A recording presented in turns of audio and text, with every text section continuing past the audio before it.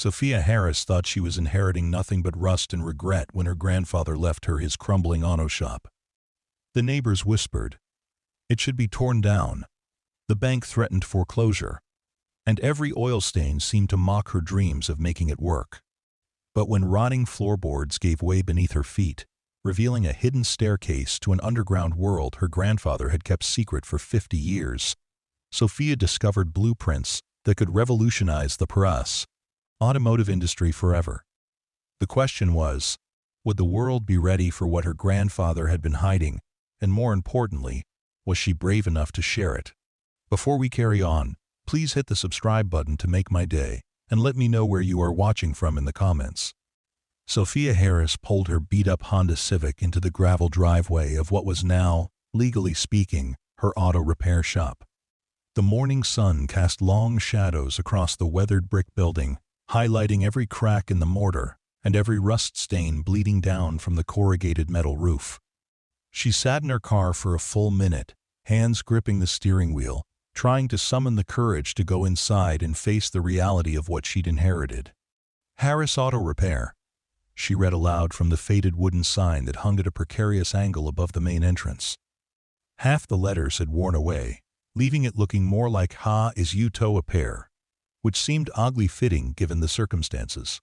Her grandfather, Vincent Harris, had passed away 3 months ago, leaving her this garage and approximately $15,000 in debt to go with it.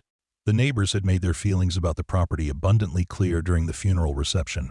Mrs. Patterson from across the street had cornered Sophia near the coffee table, speaking in that stage whisper that elderly women seem to perfect over decades of spreading gossip. "That old building is an eyesore, dear. You'd be doing the whole neighborhood a favor if you just sold the land to developers. A nice strip mall would be much more appropriate for this area."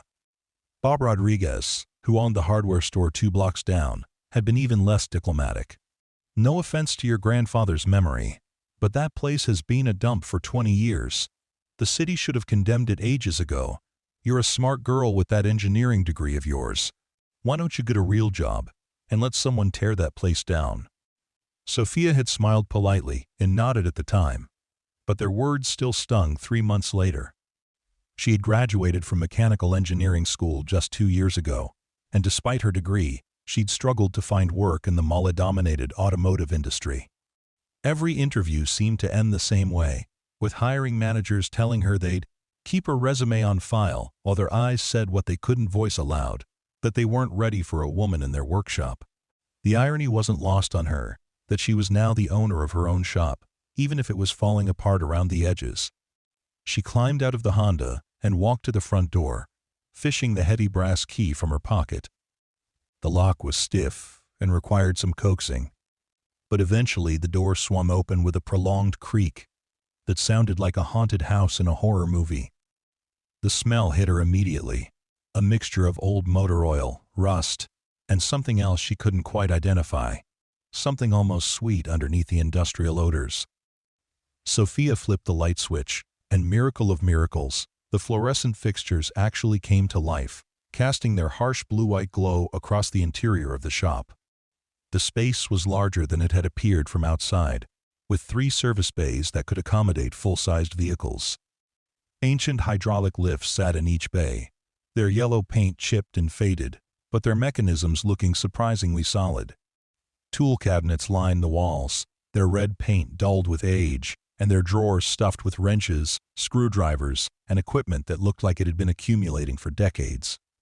Sophia walked deeper into the shop, her footsteps echoing in the cavernous space. She'd only been here a few times as a child, and she remembered it being much brighter and more welcoming then. Her grandfather had always seemed so confident and capable when he worked, moving around the shop with the easy grace of someone who understood machinery on an intuitive level. She paused at his old workbench, running her fingers across the scarred wooden surface. Vincent Harris had been a legend in this town once upon a time, known for being able to fix anything with an engine. Old-timers still talked about how he could diagnose a problem just by listening to a car idle, how he could rebuild a transmission blindfolded, how he'd saved people thousands of dollars by finding creative solutions to mechanical problems that other shops would have declared hopeless. But then it had been years ago, back in the 1970s and 80s, when the shop had thrived. By the time Sophia was old enough to really understand what her grandfather did for a living, the business had already begun its slow decline. Newer shops with modern diagnostic equipment had moved into the area. Chain stores offered faster service and lower prices, and Vincent had become increasingly reclusive, turning away customers and keeping irregular hours. Her mother had tried to talk to him about retirement, about selling the shop while it still had some value, but Vincent had always brushed off those conversations. "This place has too many secrets," he would say with a wistful smile. "I can't just walk away from it." Sophia had assumed he was being sentimental about the business he'd built, but now she wondered if there had been something more literal in his words. She spent the rest of that first morning taking inventory of the shop's contents, making lists of what might be salvageable and what would need to be replaced if she ever hoped to make the place functional again. The diagnostic computers were ancient, dating back to the early 2000s at the newest. The hydraulic systems for the lifts would need complete overhauls. The electrical wiring looked like it had been installed sometime during the Eisenhower administration. By noon, Sophia's initial optimism had evaporated completely. Even if she ignored the building's structural issues, the cost of updating the shop to modern standards would be astronomical. She didn't have that kind of money, and no bank was going to loan her the capital to renovate a failing business in a declining neighborhood.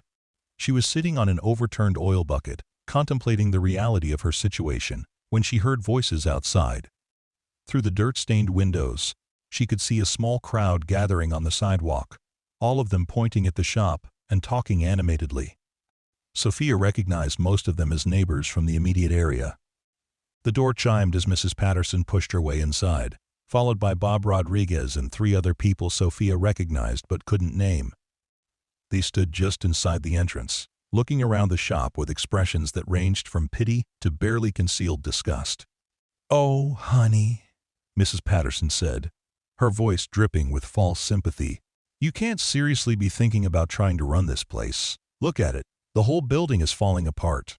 "The city inspector was by here last week," Bob added, crossing his arms over his substantial belly. "Foundation problems, electrical code violations, probably asbestos in the insulation. You're looking at hundreds of thousands of dollars just to bring it up to code." A thin man in an expensive suit stepped forward. Sophia recognized him as Marcus Webb, a local real estate developer who specialized in buying up older properties and turning them into strip malls or apartment complexes. "Miss Harris, I know this must be overwhelming for you. Your grandfather was a good man, but he let this place deteriorate for years. The kindest thing you could do, for yourself and for the neighborhood, would be to sell the property to someone who can give it the attention it needs. I'm prepared to make you a very generous offer," Webb continued, producing a folded document from his jacket pocket.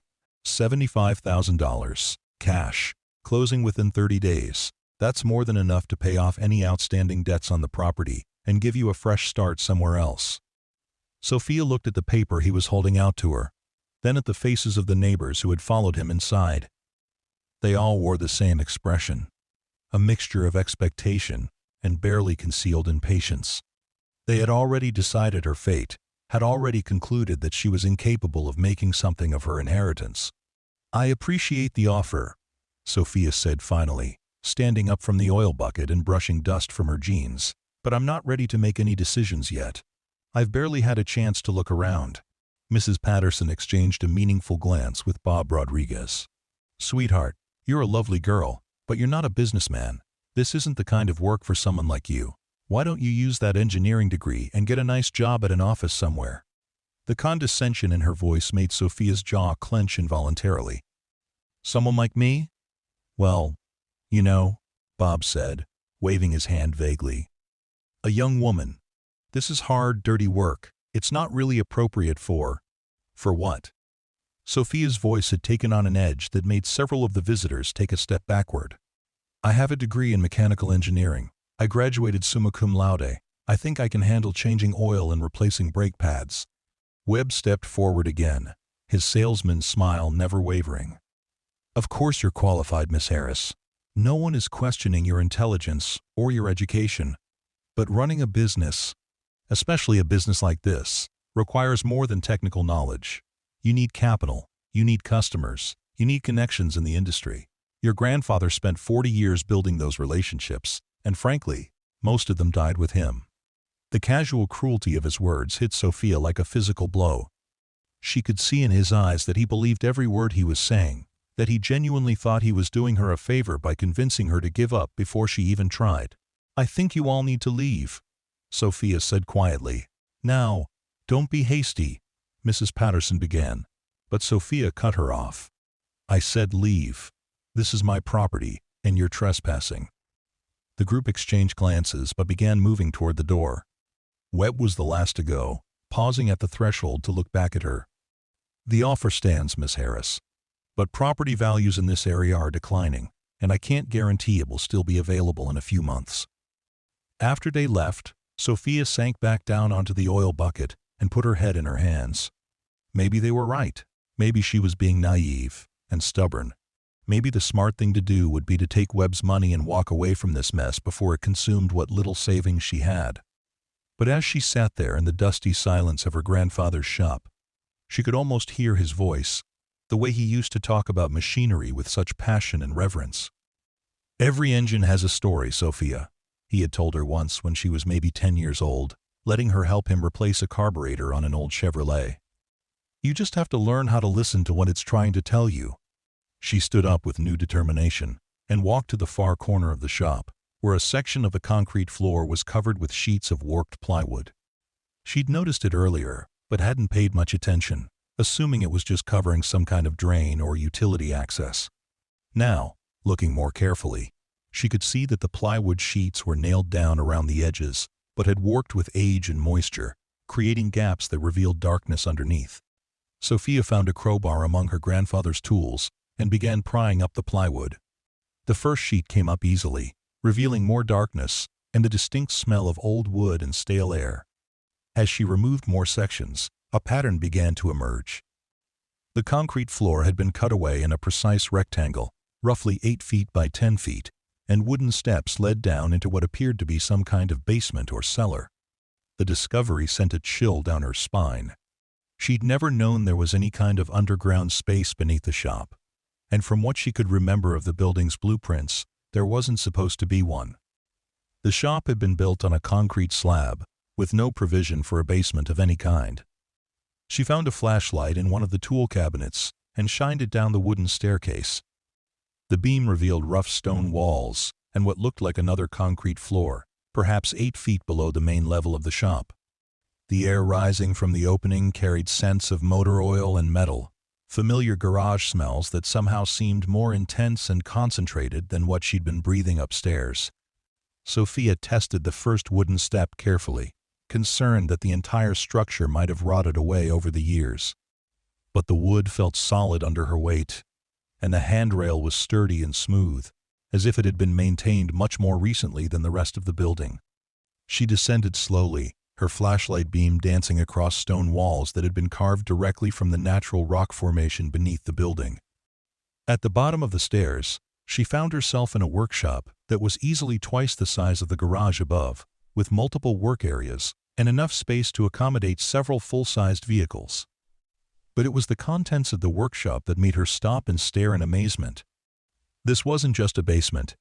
It was a complete automotive laboratory, filled with equipment and technology that looked decades ahead of anything she'd seen before. Sleek diagnostic computers hummed quietly in one corner, their screens displaying data streams and system readouts that she couldn't immediately interpret.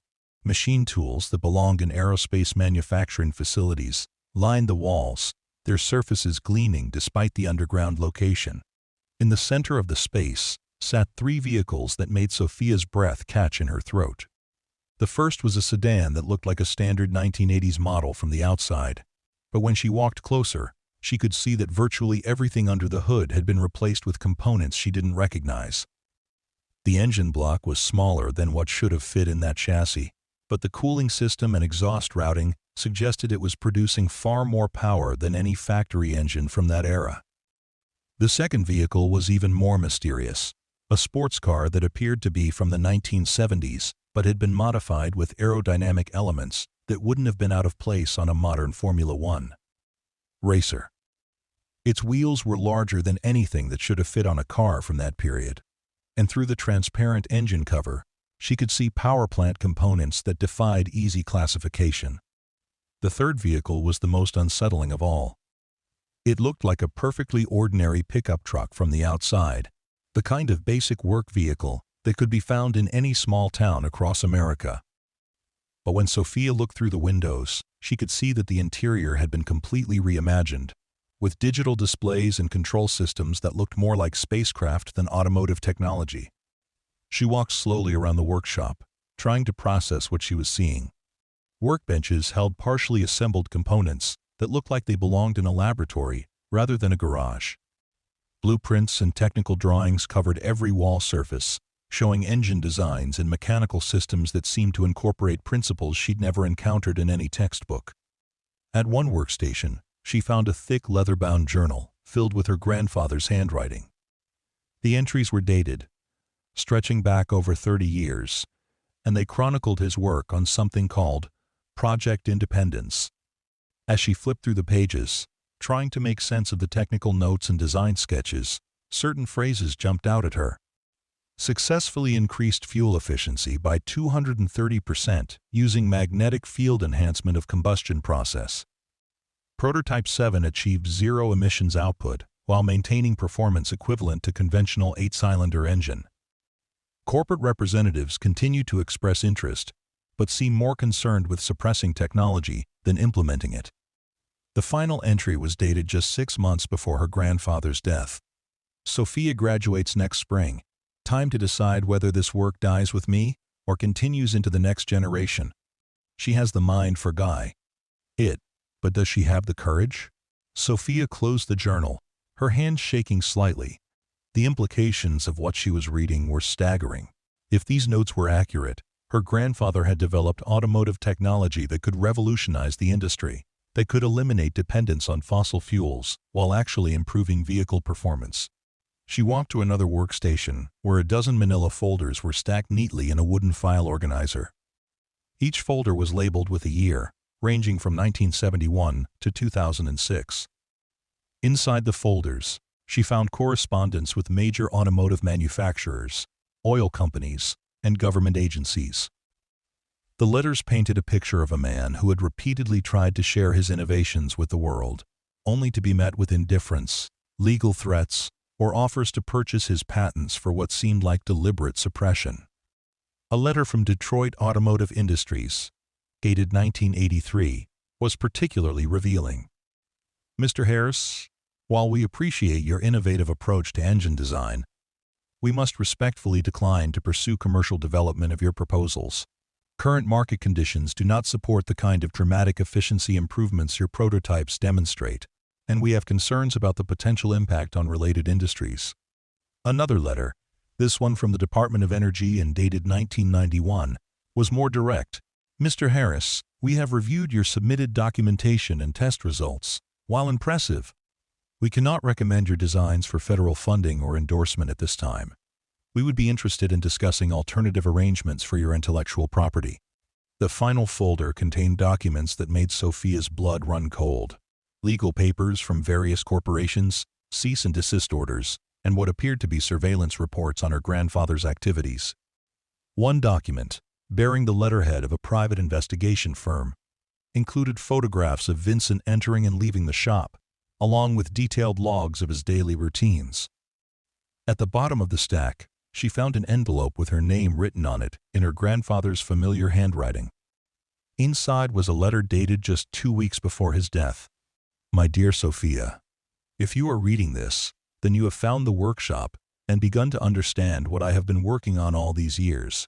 I know this must be overwhelming, and I know you probably have questions about why I kept this secret from you and from the rest of the world. The truth is, I tried many times to share these innovations through proper channels.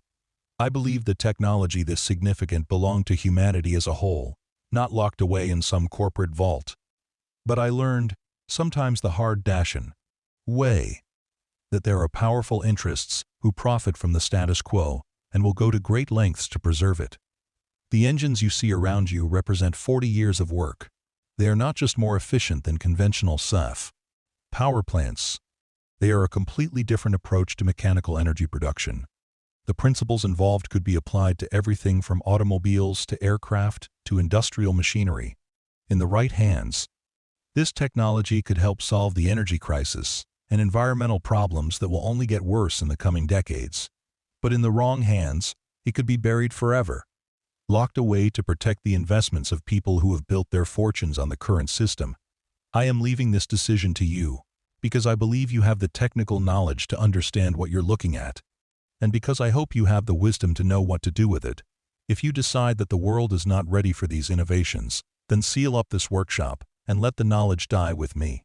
But if you believe, as I do, that humanity deserves better than what we're giving them, then find a way to make this technology available to everyone. I have encrypted all of the technical specifications and stored them in multiple locations.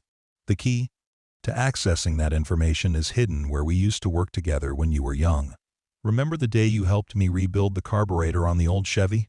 You asked me why engines made such beautiful music when they ran perfectly, and I told you it was because they were singing the song their creators intended them to sing. Whatever you decide, know that I am proud of the woman you have become and confident that you will make the right choice. All my love, Grandfather Vincent. Sophia read the letter twice before the full weight of its implications settled on her. She was holding the key to technology that could change the world, technology that powerful people had apparently killed to suppress. The responsibility was almost paralyzing. She walked back to the workstation where the journal lay open and began reading more carefully through her grandfather's notes. The technical details were complex, but with her engineering background, she could begin to understand what he had accomplished. The engines didn't just burn fuel more efficiently. They seemed to tap into electromagnetic fields in ways that multiplied the energy output of the combustion process. According to Vincent's calculations, a car equipped with one of his power plants could achieve fuel economy equivalent to over 100 miles per gallon while producing more horsepower than a conventional racing brake engine. More importantly, the emissions from the combustion process were actually cleaner than the air going into the engine, as if the electromagnetic fields were breaking down pollutants at the molecular level. The implications were staggering. If this technology could be mass-produced, it would essentially end the world's dependence on oil while simultaneously solving most automotive pollution problems. No wonder corporate interests had tried to suppress it. Sophia spent the next several hours examining the vehicles in the workshop more closely. Each one represented a different stage in her grandfather's research, a progression of innovations that built upon previous discoveries. The sedan appeared to be the most recent version, incorporating refinements that had been developed over decades of experimentation. She found the keys hanging on a hook near the workstation and, with some trepidation, started the sedan's engine. Instead of the rumbling roar she expected from a conventional power plant, the engine produced a sound that was almost musical, a harmonic hum that seemed to resonate through the stone walls of the workshop. The engine ran so smoothly that she had to look at the gauges to confirm it was actually operating. When she pressed the accelerator, the response was immediate and dramatic. The tachometer showed the engine spinning up to what should have been damaging speeds, but the sound remained smooth and controlled. Even more remarkably, the exhaust emissions gauge showed readings that were actually negative, indicating that the engine was somehow cleaning the air as it operated. Sophia turned off the engine and sat in the driver's seat, trying to process what she had just experienced. Her grandfather hadn't just built better engines, he had created technology that seemed to violate several basic principles of thermodynamics. The amount of energy being produced couldn't possibly be coming entirely from the fuel being consumed. She remembered his reference in the letter to their work together on the old Chevrolet, and walked back upstairs to the main shop. In the corner where his primary workbench had been located, she found the old Chevy still sitting where they had worked on it 15 years ago. It was a 1967 Camaro, painted in faded blue with chrome bumpers that had seen better days. Sophia opened the hood and looked at the carburetor they had rebuilt together. At first glance, it appeared to be a standard 4-barrel unit, but as she examined it more closely, she noticed modifications that hadn't been there during their original work. Small components had been added to various parts of the fuel delivery system, components that looked similar to elements she had seen in the underground workshop. She found a flashlight and looked more carefully at the area around the carburetor. Tucked behind the air cleaner housing, barely visible unless you knew where to look, was a small metal box about the size of a cigarette pack. The box was held in place with magnets and appeared to be some kind of electronic device. Sophia carefully removed the box and found that it opened like a tiny briefcase, revealing a USB storage device and a folded piece of paper. The paper contained a series of numbers and letters that appeared to be some kind of access code, along with instructions for using the USB device to decrypt the technical files her grandfather had mentioned in his letter. She closed up the Camaro and returned to the underground workshop, where she found a modern computer workstation that had apparently been installed much more recently than most of the other equipment. The computer booted up quickly and prompted her for an access code. She entered the sequence from the paper, and the screen immediately filled with folders containing thousands of technical documents, blueprints, test results, and video demonstrations of her grandfather's work. As she scrolled through the files, Sophia began to understand the true scope of what Vincent had accomplished. This wasn't just about building better car engines. The principles he had discovered could be applied to any kind of mechanical system that converted fuel into energy. Power plants, aircraft engines, industrial equipment, even small generators could be redesigned using his innovations to operate with unprecedented efficiency while producing virtually no pollution. One folder contained correspondence with environmental scientists and government officials who had reviewed Vincent's work and confirmed its potential impact on climate change and energy independence. Another folder held financial projections showing how widespread adoption of the technology could reduce global fuel consumption by more than 80% within a decade.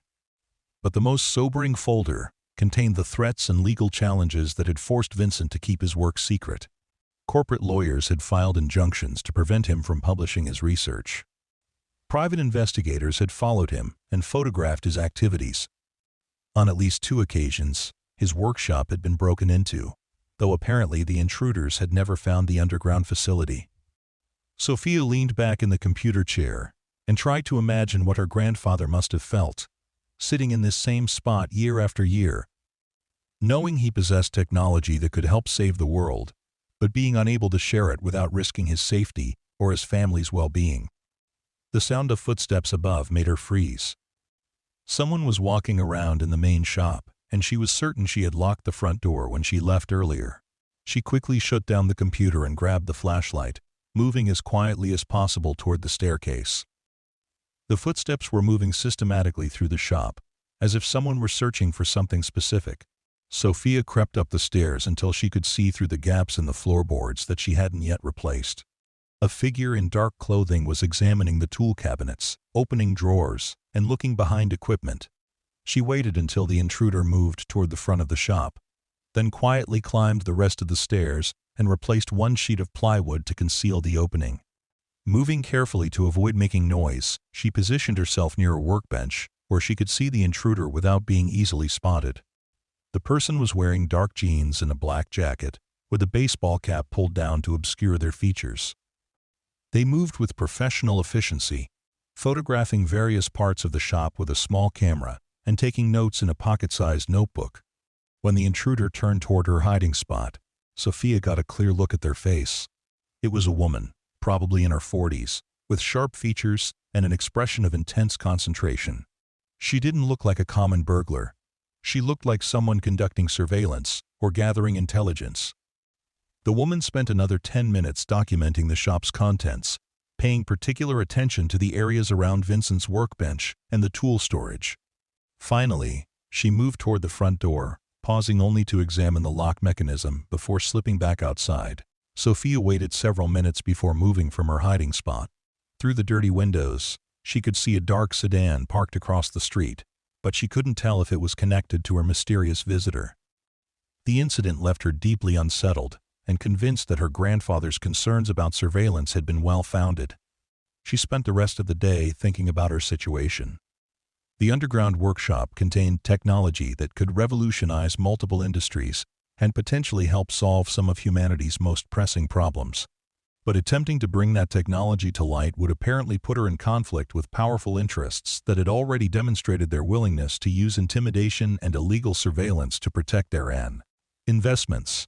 The smart thing to do The safe thing to do would be to seal up the workshop permanently and sell the property to Marcus Webb. She could take his $75,000, pay off her grandfather's debts, and start over somewhere else with no one the wiser about what lay beneath the garage. But as she sat in the underground workshop that evening, surrounded by the fruits of her grandfather's life work, Sophia realized she couldn't make that choice. Vincent had trusted her with this knowledge because he believed she would have the courage to do what he couldn't, to find a way to share these innovations with the world despite the risks. The question was, how to do it safely.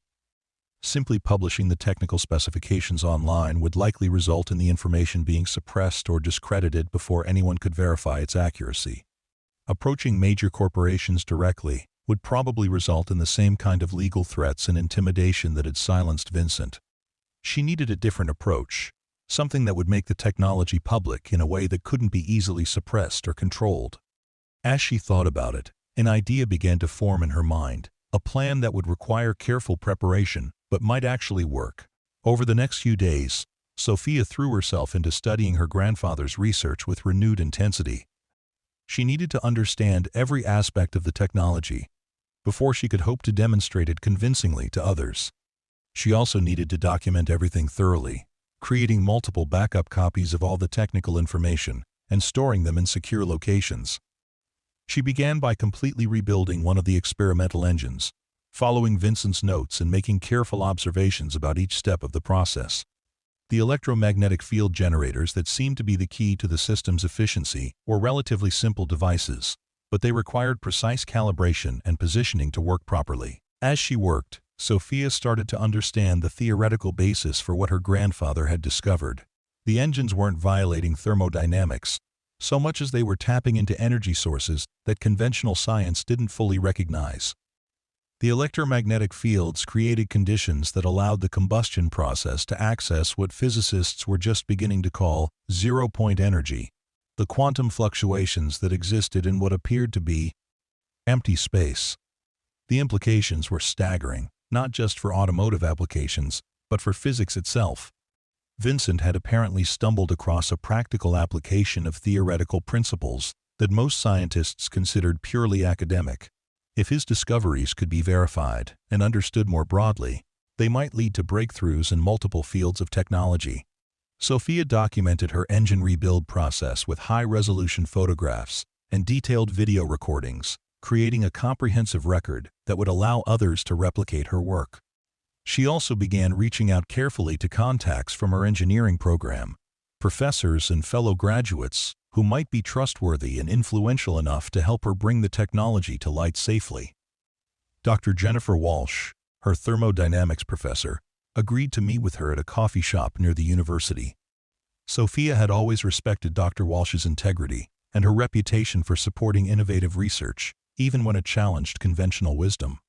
"I need to show you something," Sophia said, after they had exchanged pleasantries and caught up on recent developments in their respective careers.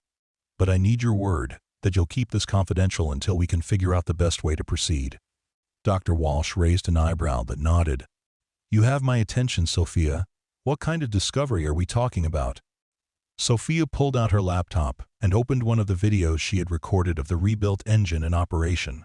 Dr. Walsh watched silently as the engine started and ran with its characteristic harmonic hum, her expression growing more intense as she studied the performance data being displayed on the screen. "Where did you get this footage?" Dr. Walsh asked when the video ended. "I recorded it myself, in my grandfather's workshop. He'd been working on these engine designs for 40 years, but he kept them secret because he was afraid they would be suppressed." Dr. Walsh stared at the laptop screen for a long moment, then looked up at Sophia with an expression of barely contained excitement. "Do you understand what you're showing me? If these performance numbers are accurate, this represents a fundamental breakthrough in energy production. The efficiency ratings alone would revolutionize multiple industries." Aye. "No," Sophia said. "The question is, what do we do about it? My grandfather tried to work through official channels for decades, and all he got were threats and legal challenges from people who wanted to bury the technology." Dr. Walsh leaned back in her chair and considered the problem. "We need independent verification from multiple sources. We need to demonstrate the technology publicly in a way that can't be suppressed or discredited. And we need to do it all before anyone realizes what we're planning. I was thinking about the International Automotive Engineering Conference next month, Sophia said. If we could get a slot for a presentation, we could demonstrate the technology in front of hundreds of engineers and researchers from around the world.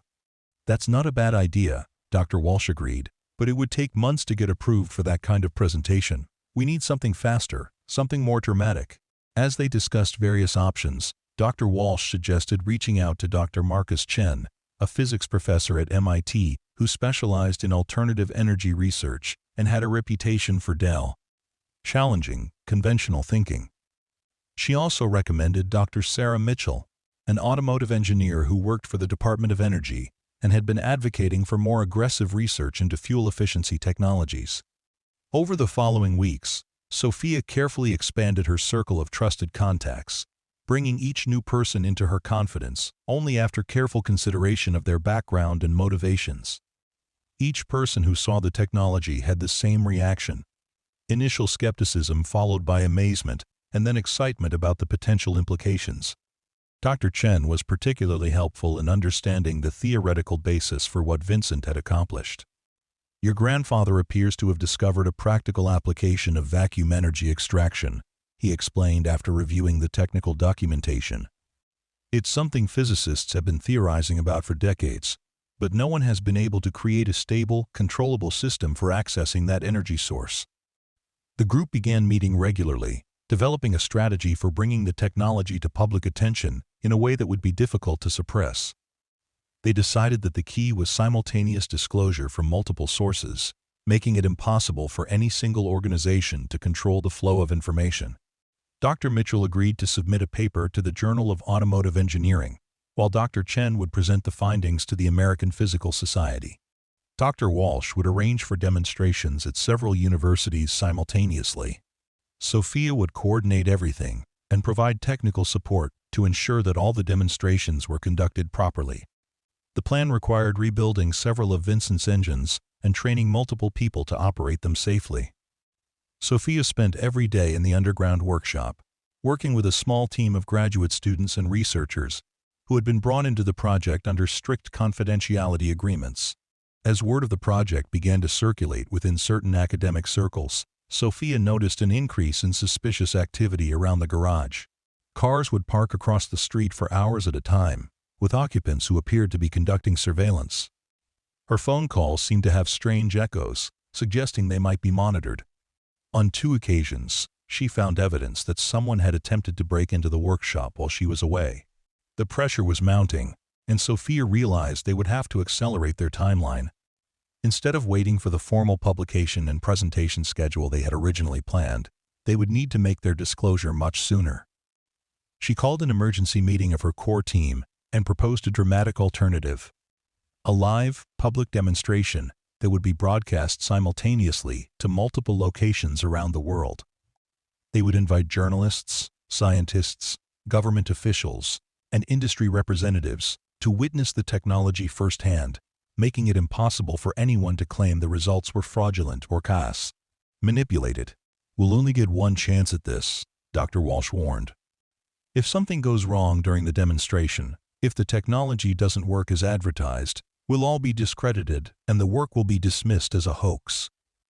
And if we wait much longer, Sophia replied, I'm afraid the people who suppressed my grandfather's work for 40 years will find a way to stop us before we can share it with anyone. The team agreed to move forward with the accelerated plan. They would hold the demonstration in 2 weeks, giving them just enough time to prepare multiple engine systems and coordinate with contacts around the world. Sophia threw herself into the preparations with an intensity that bordered on obsession. She worked 18-hour days in the underground workshop, assisted by Dr. Chen and 2 of his most trusted graduate students.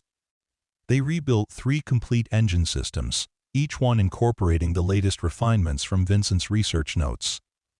The first system would be installed in the old Camaro upstairs, giving them a mobile demonstration platform that could be driven in front of witnesses.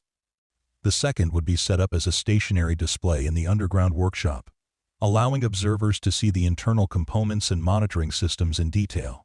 The third would serve as a backup, in case anything went wrong with the primary systems.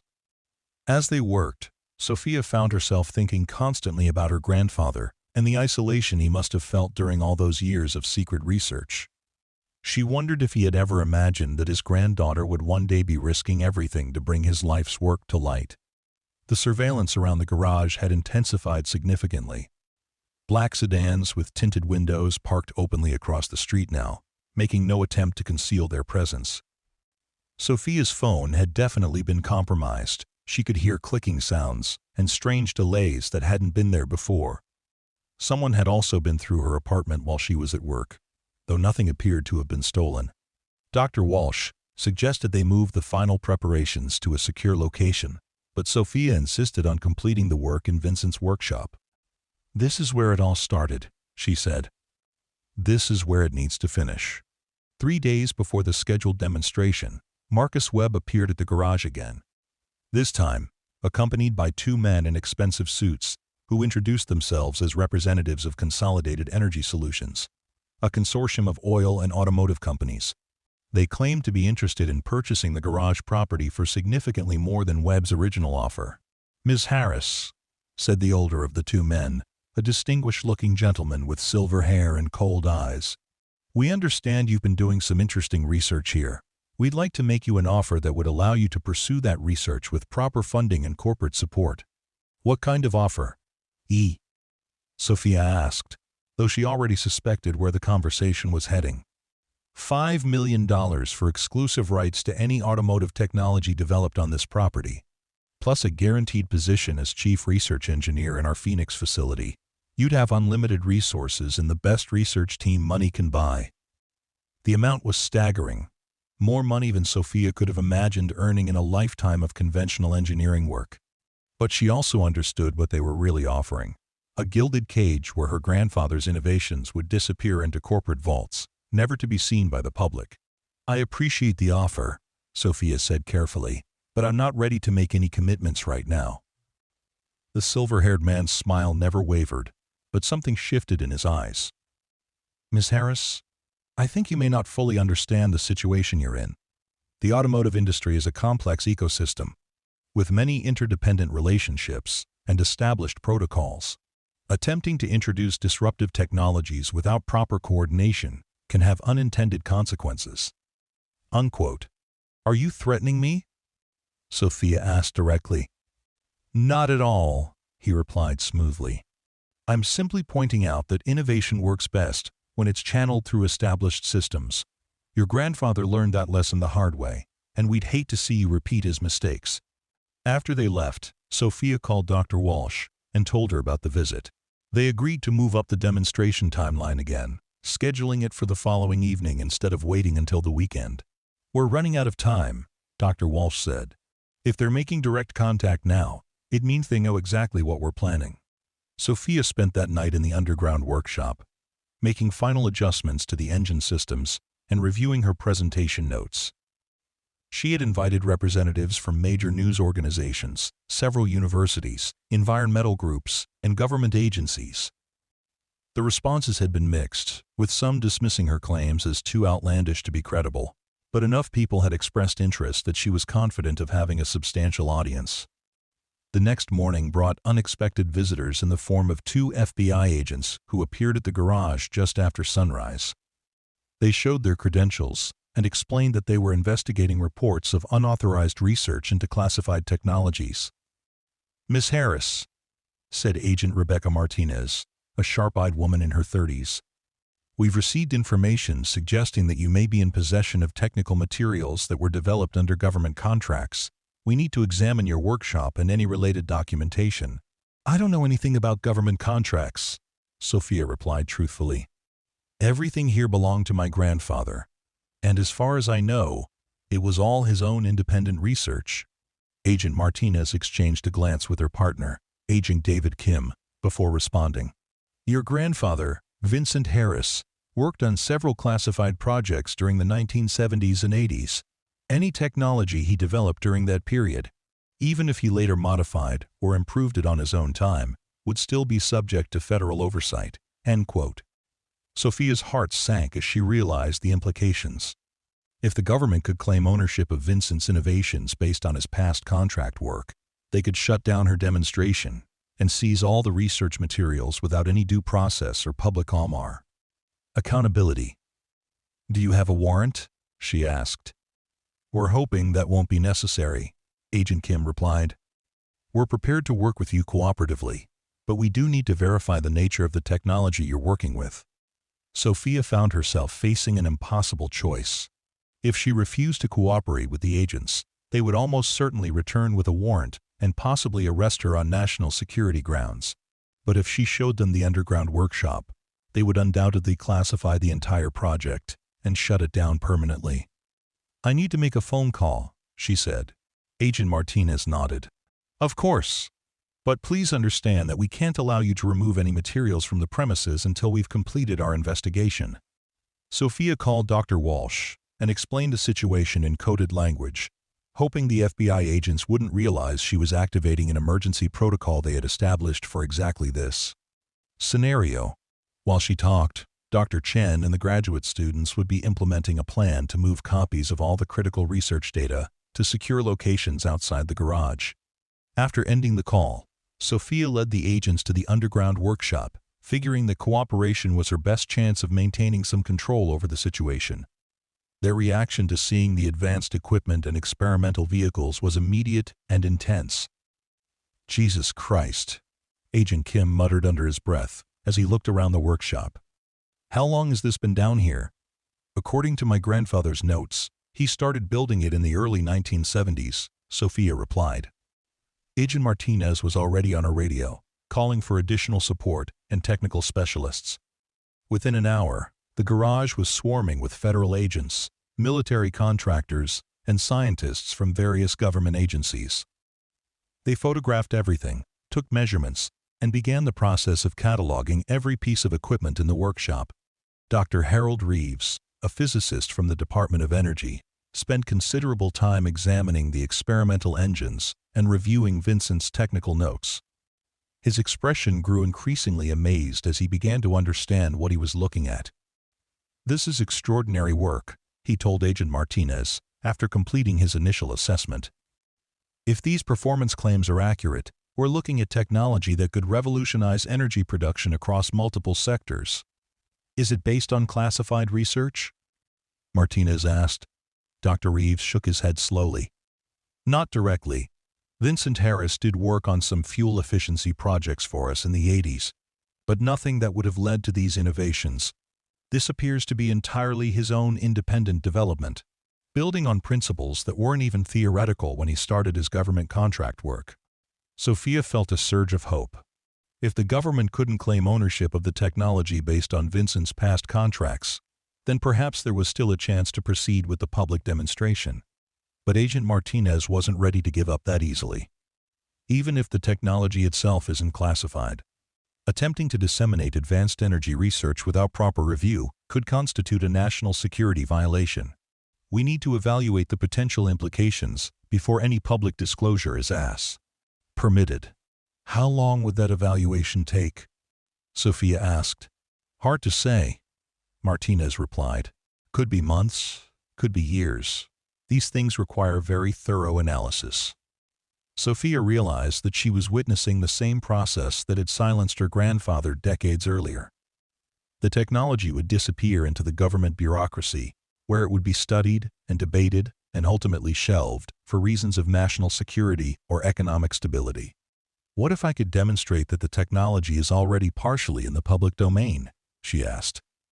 "What if there were independent researchers who had already verified the basic principles?" Agent Martinez looked skeptical. "What kind of independent researchers?" Before Sophia could answer, Dr. Walsh arrived at the garage with Dr. Chen and several other members of their team. They had apparently been coordinating their response to the government intervention, and they came prepared with legal documentation and scientific credentials that commanded immediate respect from the federal agents.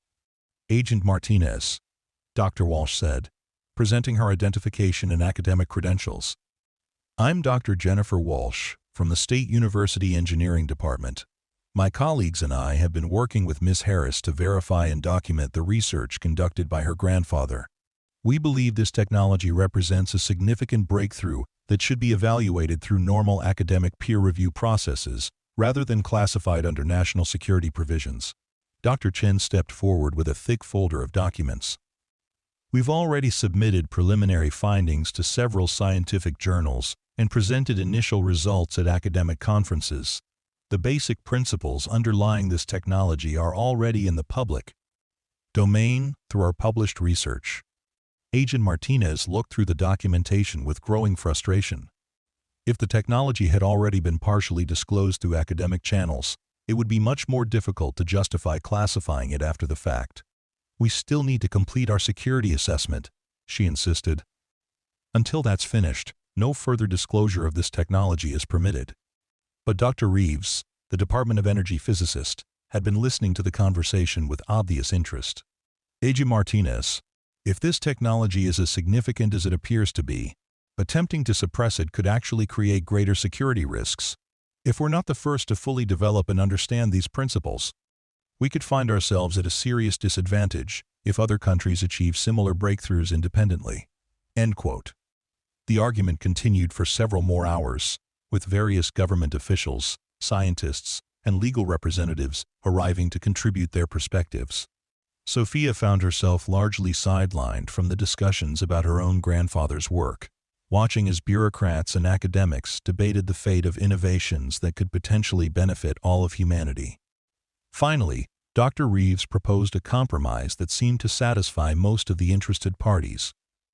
The technology would be demonstrated publicly, but under controlled conditions with government oversight and security precautions. Representatives from various federal agencies would be present to monitor the proceedings and ensure that no sensitive information was inadvertently disclosed. This isn't ideal, Dr. Walsh told Sophia privately while the arrangements were being finalized. But it's probably the best outcome we could have hoped for under the circumstances. At least the technology will be disclosed publicly, even if it's under government supervision. The demonstration was rescheduled for the following week, giving government technicians time to install monitoring equipment and security personnel time to establish appropriate protocols. Sophia spent the intervening days working with Dr. Reeves and his team to refine the presentation and ensure that all the technical claims could be substantiated with rigorous documentation. As the day of the demonstration approached, Sophia found herself thinking more and more about her grandfather and the choices he had faced throughout his career. He had tried repeatedly to share his innovations through official channels, only to be frustrated by corporate interests and bureaucratic obstacles. Now she was attempting to accomplish what he never could, but only with the blessing and oversight of the same government agencies that had ignored him for decades.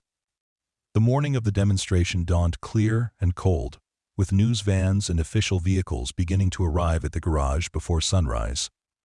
Sophia had barely slept the night before, running through her presentation over and over again and checking every component of the engine systems one final time.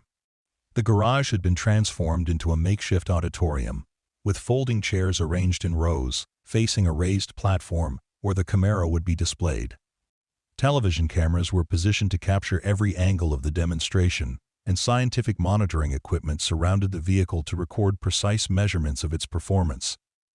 The audience was a mixture of journalists, scientists, government officials, and industry representatives. Sophia recognized several faces from automotive magazines and technology websites, along with professors from major universities and executives from energy companies. Agent Martinez and her team maintained a discreet but visible presence around the perimeter of the gathering. Dr. Walsh introduced Sophia with a brief overview of Vincent Harris's background and the significance of the technology they were about to witness.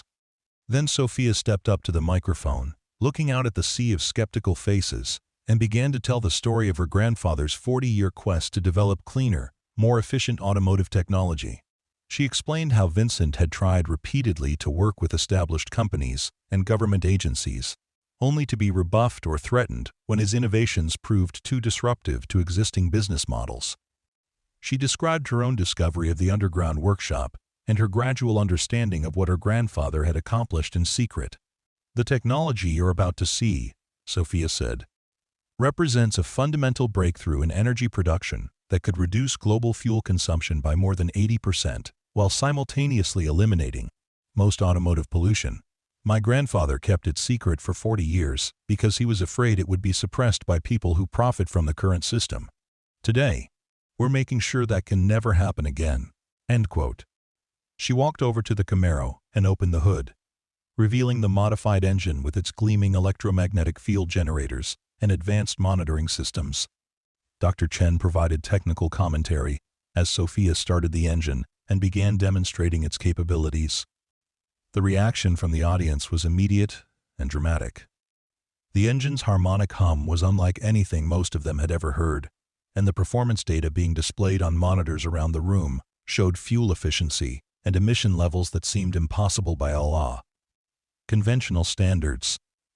Sophia drove the car slowly around the garage, demonstrating that it operated normally despite its revolutionary power plant. Then she parked it back on the platform and shut down the engine, opening the floor for questions from the audience. The questions came rapid fire from scientists who wanted to understand the theoretical principles underlying the technology, from journalists who wanted to know about the commercial implications, and from government officials who were concerned about national security and economic impacts. Dr. Reeves, the Department of Energy physicist, provided many of the technical answers, explaining how the electromagnetic field generators seem to tap into quantum vacuum fluctuations to enhance the energy output of the combustion process. His endorsement of the technology's legitimacy carried considerable weight with the more skeptical members of the audience. As the formal demonstration concluded, Sophia realized that she had accomplished something her grandfather had never been able to achieve. The technology was now in the public domain, witnessed and documented by dozens of independent observers who would be virtually impossible to silence or intimidate. But she also understood that the real work was just beginning. Converting Vincent's experimental prototypes into commercially viable products would require enormous investments in research and development, manufacturing capacity, and regulatory approval processes. The automotive industry would not transform overnight, no matter how revolutionary the underlying technology might be. In the weeks that followed the demonstration, Sophia found herself at the center of a media storm that brought both opportunities and challenges she had never anticipated. Major automotive companies began approaching her with partnership offers, though she remained suspicious of their ultimate intentions. Environmental groups hailed the technology as a potential solution to climate change, while oil industry representatives questioned its safety and reliability. The garage that had once been dismissed as a worthless eyesore became the focal point of international attention, with researchers and journalists arriving daily to see the underground workshop where Vincent Harris had labored in secret for so many years. Sophia hired security guards to manage the crowds and protect the sensitive equipment, but she made sure that legitimate scientists had access to examine and verify the technology for themselves. Dr. Walsh helped her establish the Harris Foundation, a nonprofit organization dedicated to developing and disseminating clean energy technologies based on Vincent's research. The foundation's first major project was the construction of a full-scale research and development facility that would allow mass production of the electromagnetic enhancement systems. Marcus Webb, the developer who had once been so eager to tear down the garage, now found himself making increasingly desperate offers to purchase the property for amounts that reached into the tens of millions. Sophia politely declined each offer, explaining that the garage would remain a working research facility and memorial to her grandfather's legacy. The breakthrough also had personal implications that Sophia hadn't fully anticipated. The neighbors who had once dismissed her as an inexperienced young woman trying to run a man's business now treated her with a mixture of awe and respect that was sometimes more uncomfortable than their previous condescension had. Mrs. Patterson, who had been so eager to see the garage torn down, now told everyone who would listen that she had always known Sophia was destined for greatness. But perhaps the most meaningful recognition came from the automotive engineering community, where Vincent's innovations were finally receiving the acknowledgement they had deserved for decades. The Society of Automotive Engineers established the Vincent Harris Award for Revolutionary Technology, and several major universities created endowed research chairs in his honor. Sophia kept her grandfather's letter in a frame on the wall of the underground workshop, where she could see it every day as she continued to build on his work. The final paragraph never failed to move her. Whatever you decide, know that I am proud of the woman you have become and confident that you will make the right choice. As she worked late into the evening, fine-tuning the latest generation of electromagnetic enhancement systems and training the next group of researchers who would carry the technology forward, Sophia often felt her grandfather's presence in the workshop. She imagined him watching with satisfaction as his life's work finally reached the world he had always hoped to serve. The technology was no longer a secret hidden beneath a crumbling garage in a forgotten neighborhood. It belonged to humanity now, and the transformation it would bring to transportation and energy production had only just begun. Vincent Harris's 40-year journey from innovative engineer to hidden revolutionary had reached its destination at last, carried forward by the granddaughter who had inherited not just his garage, but his vision of a cleaner, more efficient future for all mankind.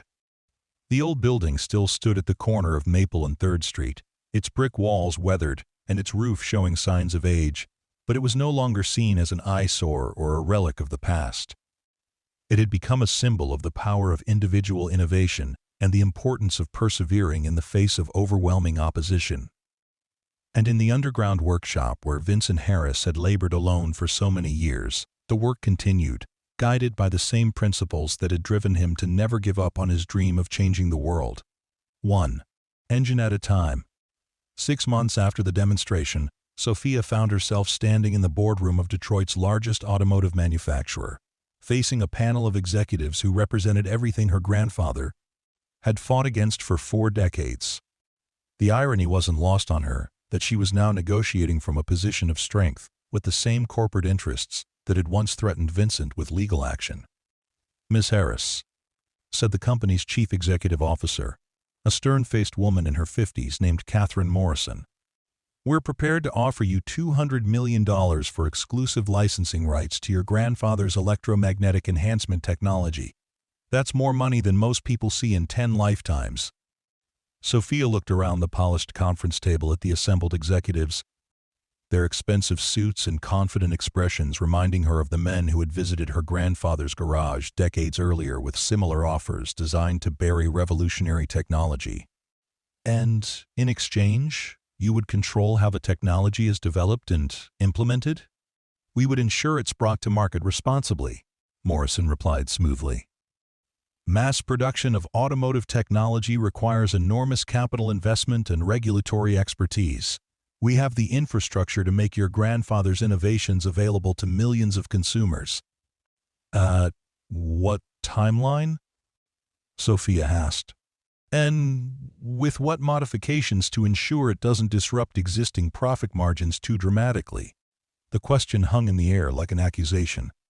Morrison's smile faltered slightly as she realized that Sophia understood exactly what kind of responsible development they had in mind. "The automotive industry is a complex ecosystem," Morrison said, echoing the same language Sophia had heard from corporate representatives throughout her grandfather's ordeal. "Dramatic changes need to be implemented gradually to avoid economic disruption and job losses." Sophia stood up from the conference table and walked to the floor-to-ceiling windows that overlooked Detroit's skyline. The city bore the scars of decades of industrial decline. Empty lots where factories had once employed tens of thousands of workers, neighborhoods that had never recovered from the exodus of manufacturing jobs. This was what happened when entire industries resisted change until it was forced upon them by external circumstances. "My grandfather kept detailed records of similar conversations he had with your predecessors," Sophia said without turning around. "They used the same arguments, the same promises about responsible development and gradual implementation. 40 years later, we're still burning fossil fuels at unsustainable rates, while the technology to change that sits in corporate vaults gathering dust." End quote. She turned back to face the executives.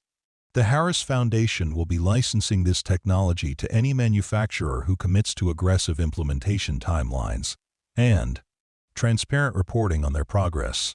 We're not interested in exclusive deals that give any single company the power to control the pace of change." End quote. Morrison's expression hardened.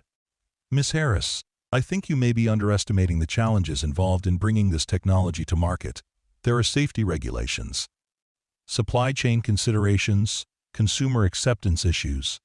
Without proper corporate backing, Your foundation could spend decades just navigating the regulatory approval process."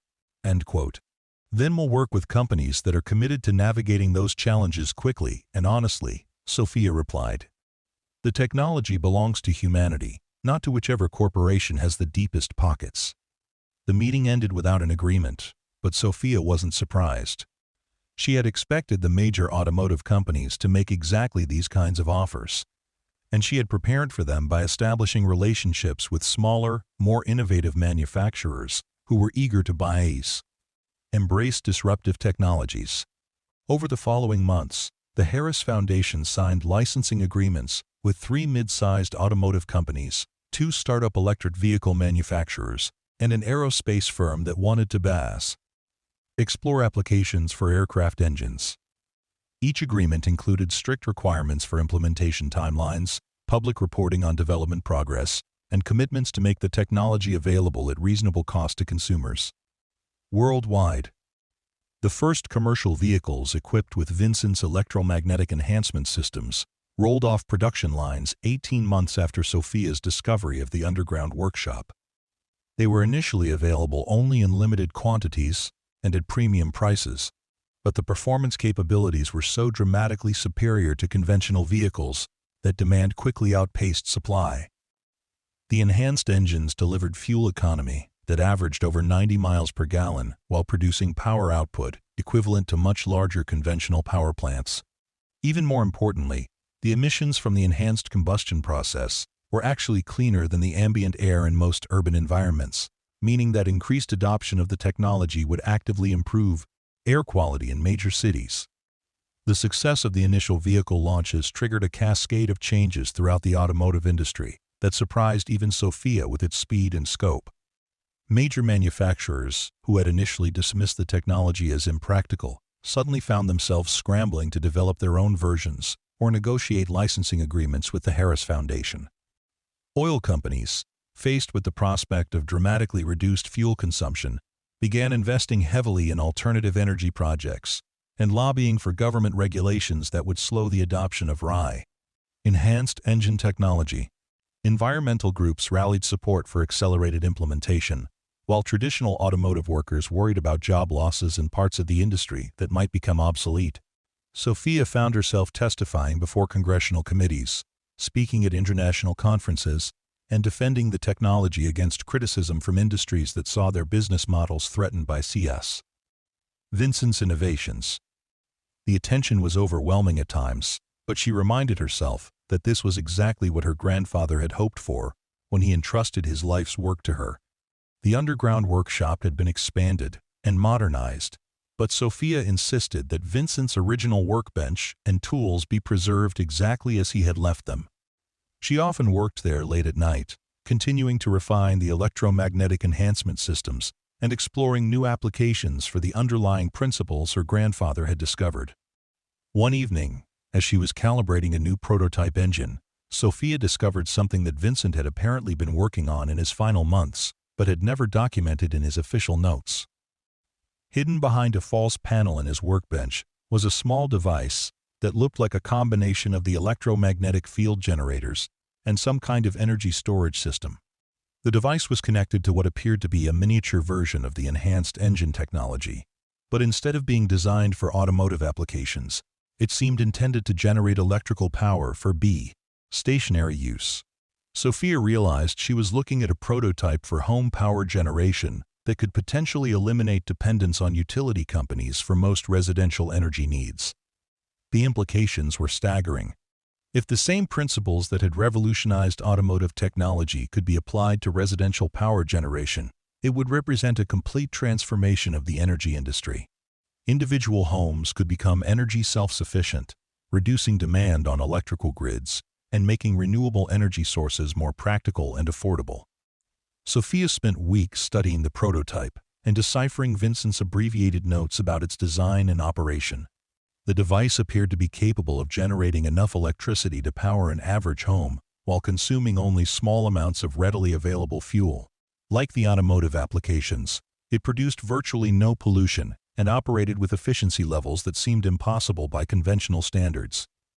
She realized that Vincent had probably intended this technology to be part of his legacy to her, but had died before he could complete the documentation or leave clear instructions about its development. The discovery gave her a new appreciation for the breadth of his vision and the scope of the changes he had hoped to bring to the world. The Harris Foundation began development of residential power generation systems based on Vincent's prototype, working with several engineering firms that specialized in distributed energy technologies.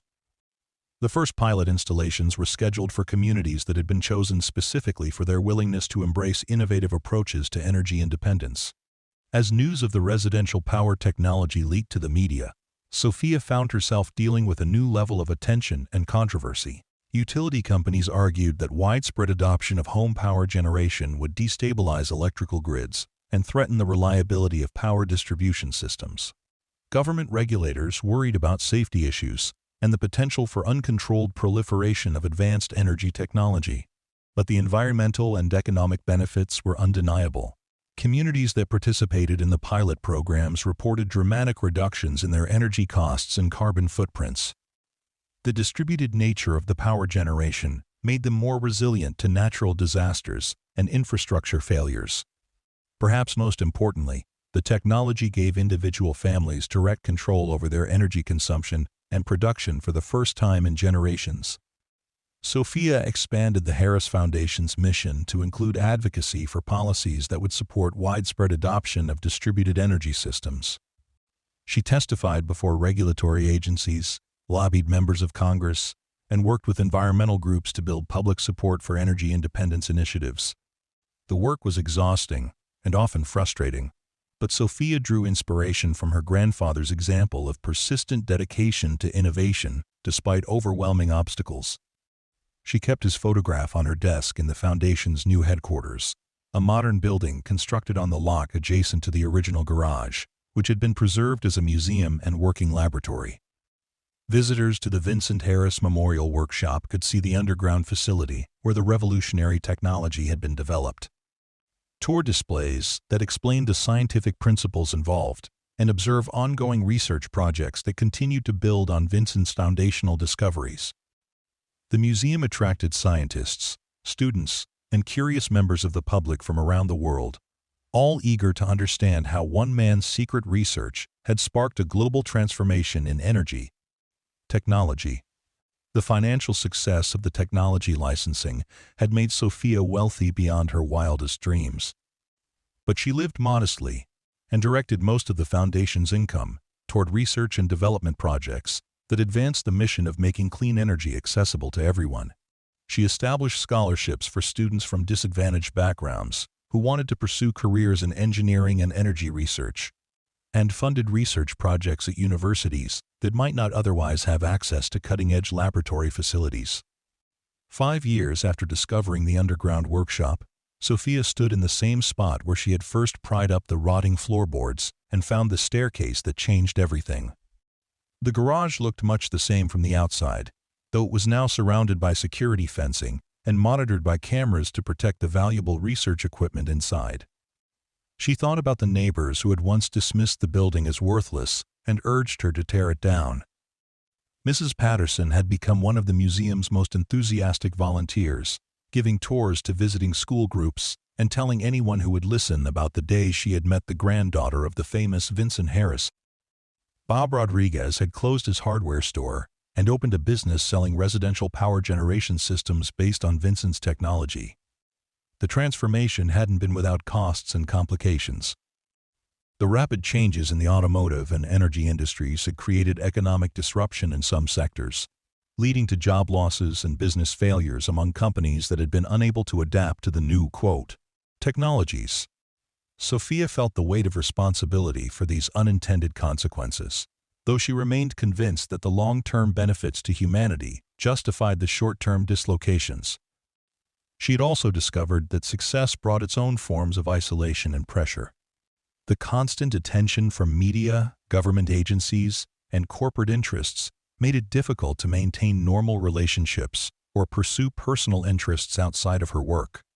She sometimes envied her grandfather's decades of quiet anonymity in his secret workshop, though she understood that sharing his discoveries with the world had been the right choice. The technology continued to evolve and improve as researchers around the globe built on Vincent's foundational insights. New applications were being discovered regularly, from spacecraft propulsion systems to industrial manufacturing processes that could operate with unprecedented efficiency. The principles he had uncovered seemed to have implications for virtually every field of technology that involved energy conversion or mechanical systems.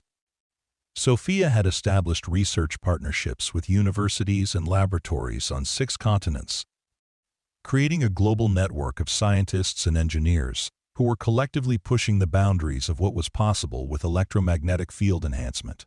The collaborative approach ensured that no single organization or country could control the pace of development or restrict access to the technology.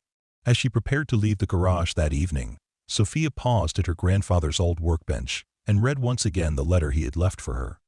The words that had once seemed like an impossible burden now felt like a promise fulfilled. Find a way to make this technology available to everyone. The work was far from finished.